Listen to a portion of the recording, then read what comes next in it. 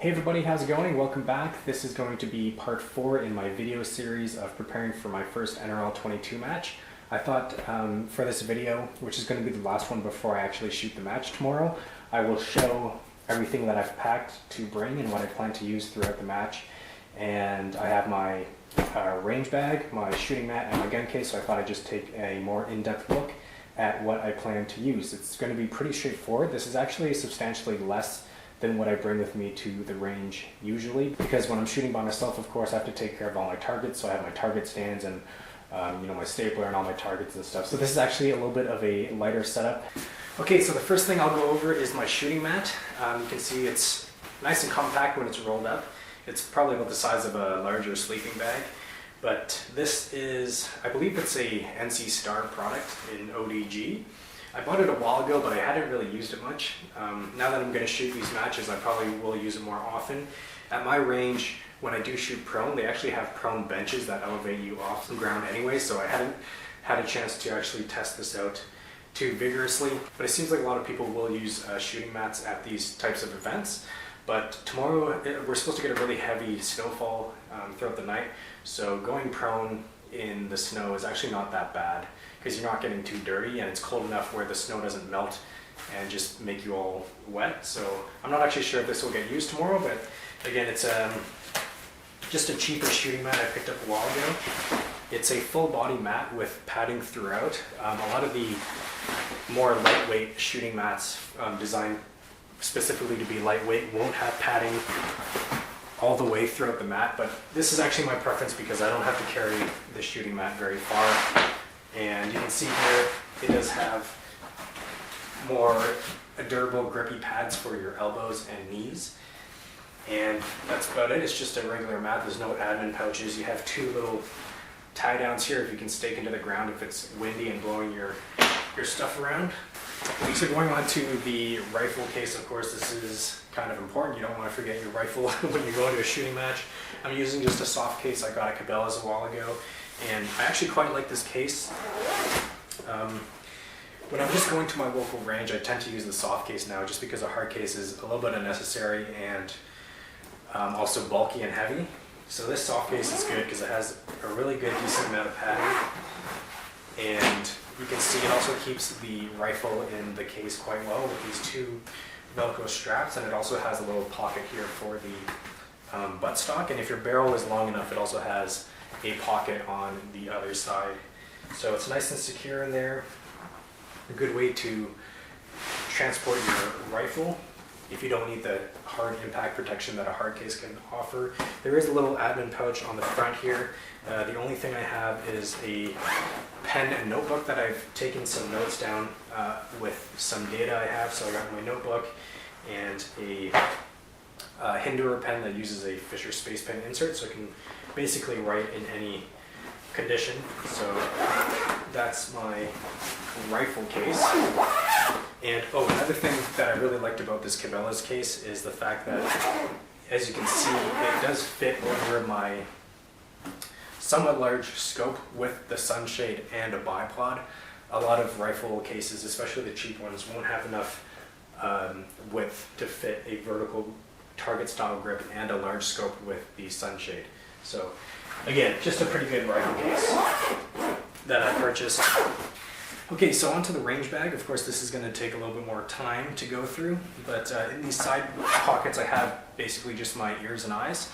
I wear glasses, and I plan to wear my prescription glasses tomorrow during the match, so I probably won't have to wear my eye protection, but I do have my hearing protection. And tomorrow I actually plan to use my older, I believe these are called the Razor earmuffs from Walkers. I don't find the need for electronic ear pro, mostly because I just go to the range myself and I don't have to listen to anyone talk to me. But these are a good option if you're shooting a match with, of course, because you're going to have to listen to the range officer and the match director. So I'm probably going to rock these tomorrow.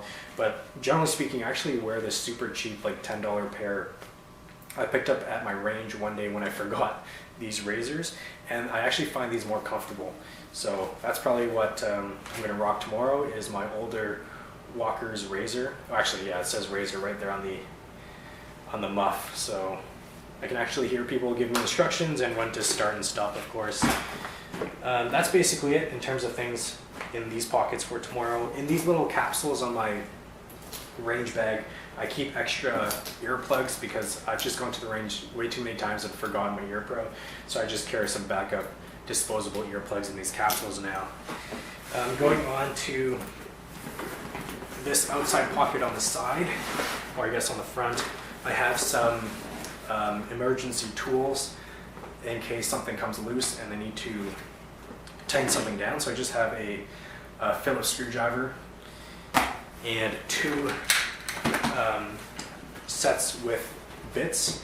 These are metric and standard size, so it basically covers any hex bit that I could encounter on a firearm. And what's really nice is they have a nice long shaft to the bit, which can reach down into some chassis, because sometimes the action screws are quite far into the stocker chassis, and little like 1-inch size bits won't be able to reach them. So that's a good backup in case anything goes wrong. And for the match tomorrow, I don't usually carry this in my range bag, but I'm bringing my fat wrench along, my trusty old fat wrench, which I've used for countless things. And just in case something does come loose tomorrow, since it's a match, I don't want to just tighten it down, but I want to tighten it down to spec. I did go over all the screws on my rifle earlier today just to make sure, so I don't have to worry about anything, but that will be in my bag. And then I also have a multi-tool just for mostly the pliers, but of course you have a bunch of other things. This is the Leatherman Surge that I've had for probably about a decade, and I actually just keep this in my range bag now. And the last thing in this pocket are the spiked feet, replacement feet for the Atlas bipod I have. If I find I'm having trouble getting some traction on certain barricades, I'll probably just stick these feet on, which are a really quick swap. But they kind of just live in the range bag at the moment. This pouch is empty. This pouch here is more of my admin pouch, I guess, on my range bag. This large horizontal pouch here. It was actually designed for pistol mags, and when I shoot my handguns at the range, of course I'll use them for to carry on my pistol mags. But for the match tomorrow, I have just a Sharpie, some Kleenex since it's so cold outside. My nose is going to be running all day, I'm sure. And this is where I carry a lot of the spare batteries I might need for different electronics. And I don't switch these out. These are just all the different types of batteries I'll need for everything from my rangefinder that uses the CR2 to my earmuffs and lights that use AAAs, AA's, these little 2032 batteries for my red dot sights. They all just live in here. And I have my Magpul RLS sling that I will be running on the rifle when it's a sling only stage. This is kind of like an old school support style sling made by Magpul. Nice and simple. I'm just running a QD point on one end and the Magpul Paraclip on the other end. And I have some things to keep me warm in case what I wear isn't quite enough. I got an extra hat, which is a little bit thicker, a neck warmer, basically, that I can also use to cover my face if it's getting too cold and windy. And then I have 2 sets of really light gloves. I'll probably wear one of these throughout the day. What's nice about having a thin pair of gloves, it protects your hand from the cold a little bit, but it's not so bulky where you can't feel the trigger. So I got 2 pairs of these, which I really like. Going on to the main pouch, I have quite a bit packed in here. This will be my little camera bag, which obviously I'm filming with my camera at the moment. I'll also bring along my tripod for both my spotting scope and some filming. I have a huge hydrant flask here. I think this is 1 1/4 liters. I plan to fill this with hot water since it's, again, pretty cold tomorrow. I'll be sipping on it throughout the day, and it is insulated, vacuum insulated, this bottle. I have some more camera equipment. I have some like little tripods and stuff like that that are just usually in here. I also have some hot hands. These are chemical hand warmers that come and handy when you're at the range and your hands get so cold you can't feel your trigger finger anymore. You can just activate one of these, and I always just have these in my range bag when it's in the winter. I also have my dope card holder. I briefly went over this in part 1 of this video series. I'm probably not going to run it, I've decided, but I do have it in my bag just in case I do want to throw it on the gun and have my dope in front of me. I have my 22 ammo box. This is basically a dedicated box I use just to carry around my 22 LR ammo and mags. It's a Pelican 1120 case, and inside it for tomorrow I just have my SK ammo. This is actually all the rifle match ammo that I have left after my testing and some plinking, so it's about 3.5 boxes. I'll probably use a few rounds just to verify my 0 tomorrow, and then I have 3 full boxes, which should be plenty to last me the match. And then I also have my CZ Rimfire magazines, which are a little bit stuck in there right now, but I'm bringing 2. I mentioned in part 1 of this video series as well that I was going to run the magazine with the 3-round extension as my main mag tomorrow, so that's in here of course. And what's very important for matches is also to bring your ECI, empty chamber indicators. These are actually MDT ECIs that were full length for center fires, but I actually just cut it down and then rounded the tip again to make it fit the rimfire chamber a little bit nicer. So I got 2 in there just in case I drop one or something in the snow.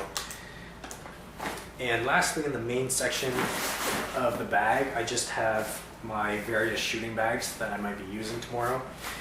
These I covered in part 3 of the video series, so I won't go too in depth, but I plan to bring the 3 most recent bags that I made myself. A rear squeeze bag.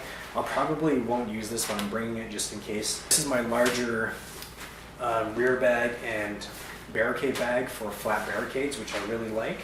I'll probably run this on the ladder stage and some other stages. And then I have my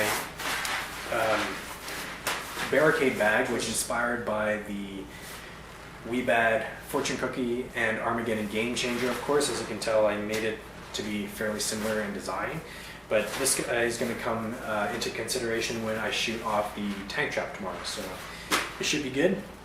And one last thing actually is my rangefinder. I'll probably laze the targets of each stage myself just to make sure that they're at the correct distances, so I can calculate what holdovers to use, of course. And this is just the Vortex Impact 850 rangefinder.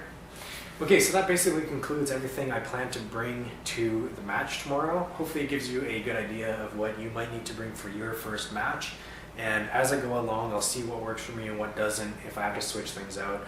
For example, if I don't even use this rear squeeze bag tomorrow, I probably won't bring it for future matches. The only thing here that I'm planning to bring that I didn't show is my lunch and some snacks. The match can be up to 6 hours, so of course you're gonna have to fit in some lunch somewhere in the middle of that, and I'll just bring, you know, probably a sandwich or something. So that concludes the last video I'm gonna make in this series before the match tomorrow.